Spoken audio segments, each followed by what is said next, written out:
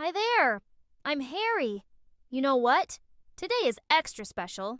Mommy is teaching me my new morning routine. It all started when I woke up and stretched really big with a yawn. I felt so excited.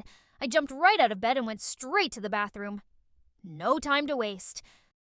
When we got there, Mommy turned on the faucet, and the warm water started filling the tub. Harry, it's splash time. I couldn't wait. I wiggled my toes and dipped them in. Oh, it felt so nice and warm. Mommy handed me a washcloth all covered in bubbles, and I got busy. I scrubbed my hands, my arms, my tummy, making sure every spot was squeaky clean. Wash the bottoms, and don't forget in between.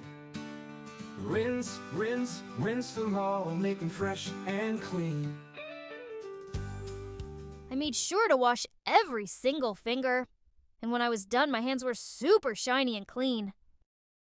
Mommy gave me a big hug and said, Harry, you're a splash and clean superstar. "See up to you tomorrow, Splashy Bubbles.